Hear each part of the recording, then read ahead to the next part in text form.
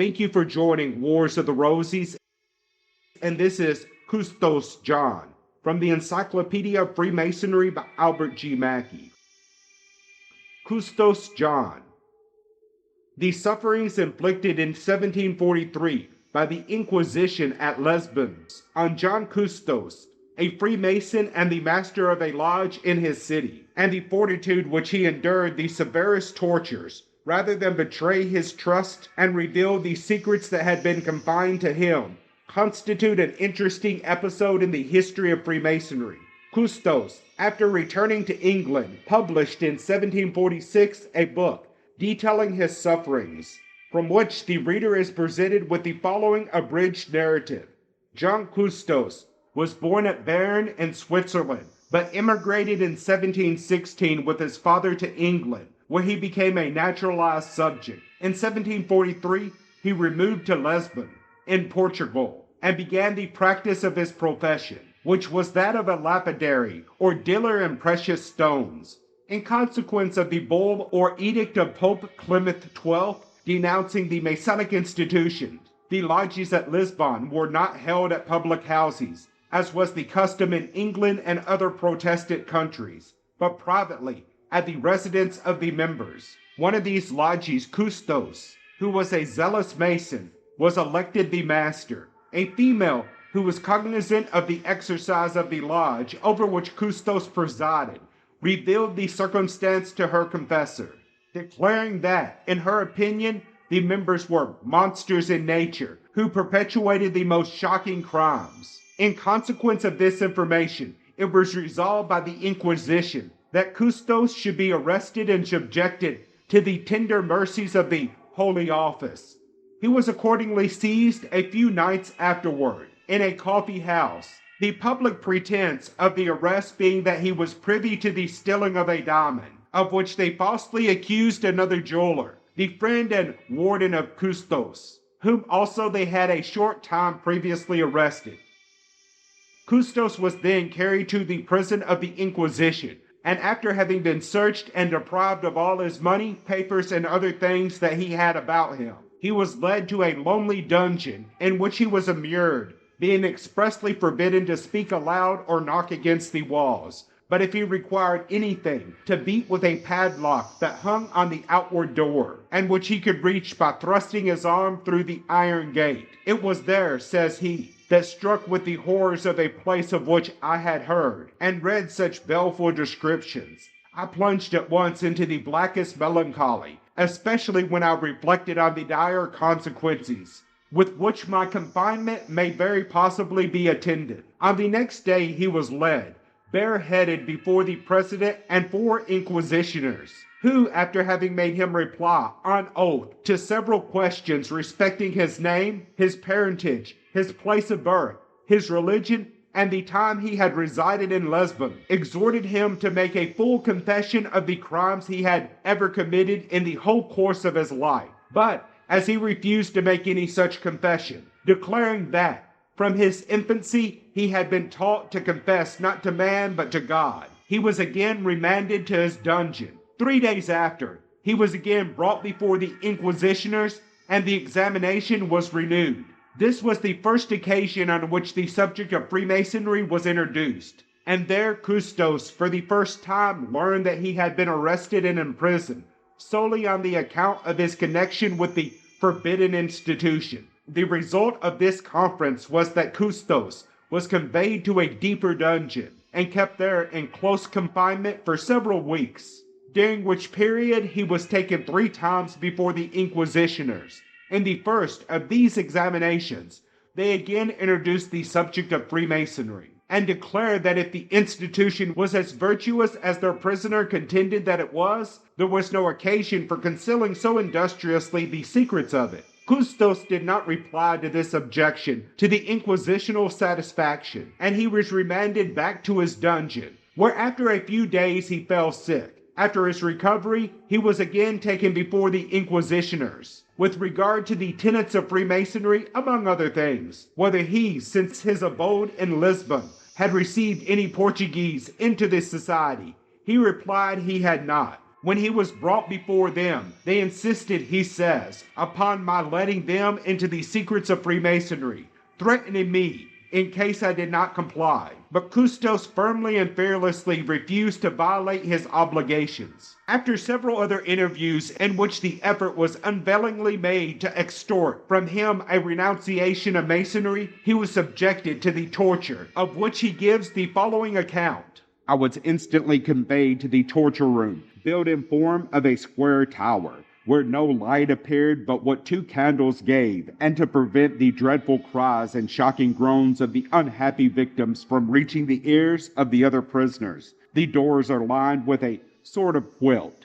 The reader will naturally suppose that I must be seized with horror, when at the entering of this infernal place I saw myself, on a sudden, surrounded by 6 wretches, who, after preparing the tortures, stripped me naked, all to linen drawers.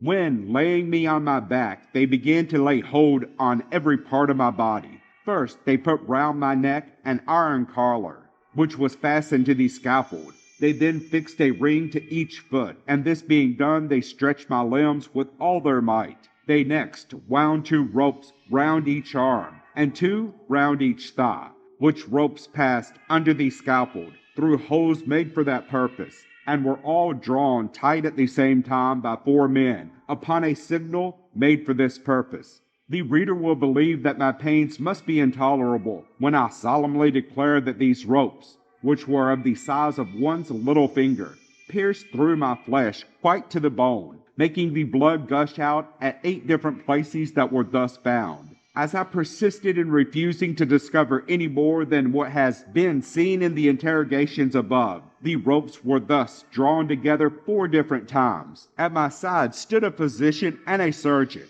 who often felt my temples, to judge of the danger I might be in, by which means my tortures were suspended, at intervals that I might have an opportunity of recovering myself a little. Whilst I was thus suffering, they were so barbarously unjust as to declare that, were I to die under the torture, I should be guilty, by my obstinacy, of self-murder. In fine, the last time the ropes were drawn tight, I grew so exceedingly weak, occasioned by the blood circulation being stopped, and the pains I endured, that I fainted quite away, insomuch that I was carried back to my dungeon, without perceiving it. These barbarians, finding that the tortures above described could not extort any further discovery from me, but that, the more they made me suffer, the more fervently I addressed my supplications for patience to heaven. They were so inhuman 6 weeks after as to expose me to another kind of torture, more grievous, if possible, than the former. They made me stretch my arms in such a manner that the palms of my hands were turned outward,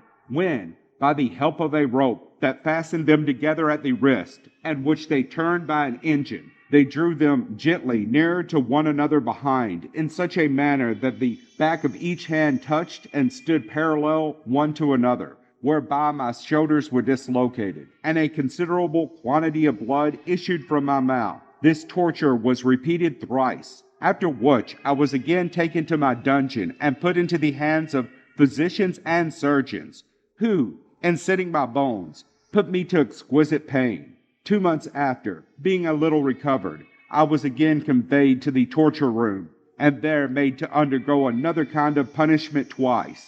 The reader may judge of its horror from the following description thereof.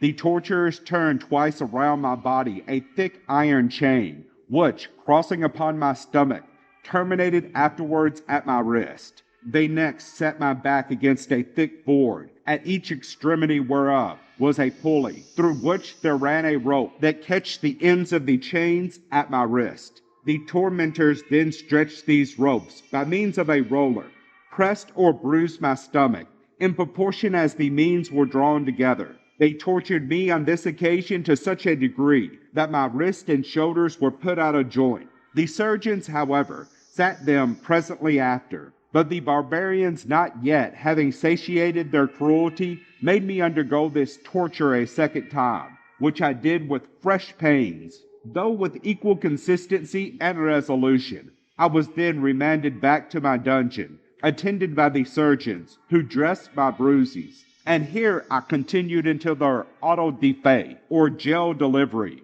On that occasion, he was sentenced to work at the galleys for 4 years. Soon, however, after he had commenced the degrading occupation of a galley slave, the injuries which he had received during his inquisitional tortures having so much impaired his health that he was unable to undergo the toils to which he had been condemned, he was sent to the infirmary, where he remained until October 1744, when he was released upon the demand of the British minister as a subject to the King of England. He was, however, ordered to leave the country. This may be supposed he gladly did, and repaired to London, where he published the account of his sufferings in a book entitled The Sufferings of John Coustos for Freemasonry and for Refusing to Turn Roman Catholic, in the Inquisition at Lisbon, etc., etc. London, 1746. Reprinted at Birmingham, 1790.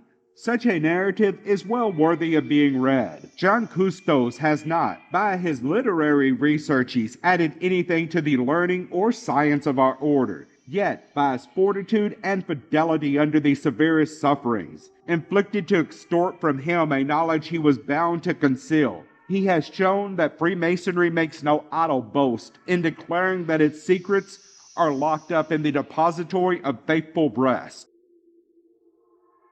Thank you for watching, and please don't forget to share, like, subscribe, and comment. And if you can, please consider donating to Wars of the Rosies. Links to PayPal and Patreon are in the description. Thank you so very much.